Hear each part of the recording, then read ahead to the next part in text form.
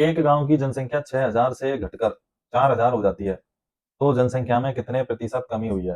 पहले जनसंख्या थी 6000 और घटकर कितनी हो गई 4000, तो ये जो कमी हुई है ना, ये कितने प्रतिशत की हुई है? कमी हुई है 2000 की। 6 से घटकर 4000, तो 2000 की कमी हुई है। लेकिन ये जो 2000 की कमी हुई है ना, ये कितने प्रतिशत में कितना है, ये निकालना है। ठीक है, पहले कितनी थी जनसंख्या हमारी? 6000 थी। ठीक है, घटकर कितनी हो गई? अब हो गई हमारी 4000। इतनी घटी है, माइनस 2000।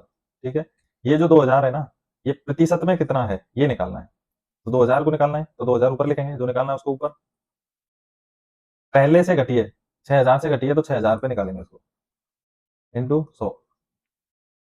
ये कटा हमारा 3 बार। ठीक है, आया 100/3। इसको काटेंगे हम, 3 3 9 1 0, 3 3 9 1/3। 33 है, 1/3% की क्या हुई है? कमी हुई है। ठीक है,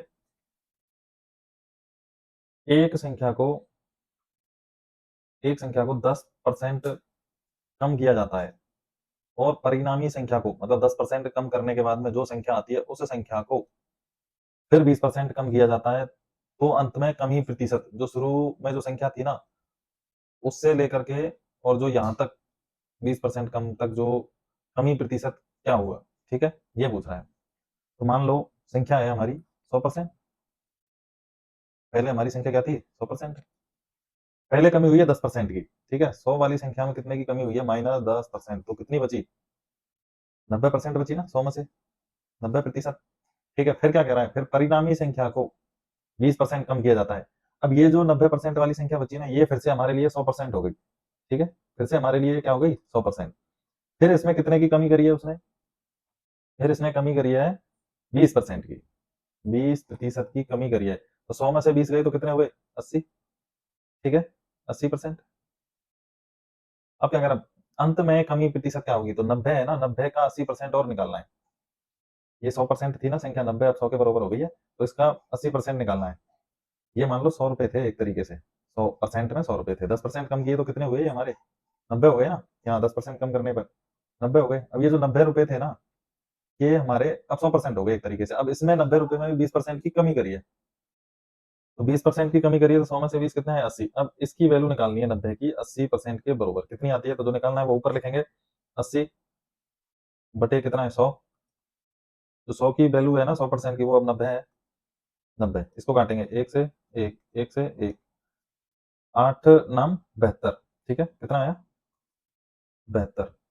यानी कि ये कितना आया? 72। अब देखना है कि अंत में कमी प्रतिशत, तो शुरू में संख्या थी उसमें और इसमें कितने की कमी हुई है। ठीक है, तो 100 में से 72 माइनस किया,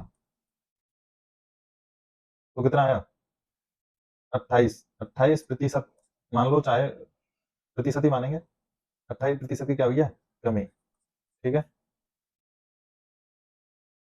इसमें हम 90 में से 20 नहीं घटाएंगे।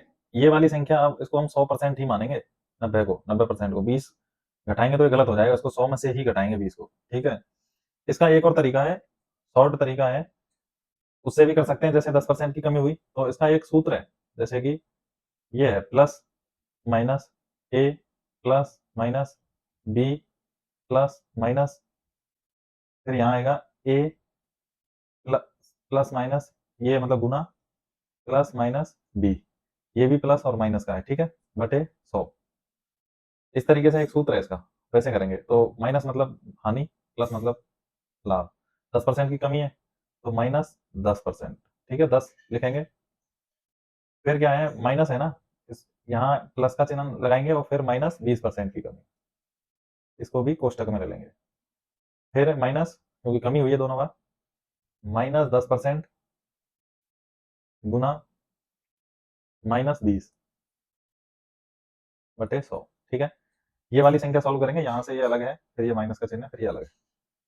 तो माइनस और प्लस, माइनस और माइनस, -10 और माइनस और प्लस माइनस हुआ -20। ये एक बना इधर, और माइनस एक से एक गया जीरो, एक जीरो से एक जीरो गई। ठीक है, तो माइनस और माइनस क्या होते हैं? प्लस होते हैं ये। तो गुना करेंगे तो 2 एकम 2, माइनस और माइनस प्लस, तो +2। ठीक है, अब माइनस और माइनस, -30 हो गए ये, इसमें से घटाना है हमें +2। ठीक है, तो 30 में से 2 गए तो माइनस के कितने बचे? 28 बचे। और ये देखो 28% की क्या हुई है? कमी। ये शॉर्ट है हमारा। और ये बेसिक है, थोड़ा डिटेल में है, लेकिन ये शॉर्ट तरीके को हमेशा मतलब कभी भूल जाते हैं और ये जो बेसिक है इसे हम कभी मतलब भूलते नहीं हैं, ठीक है?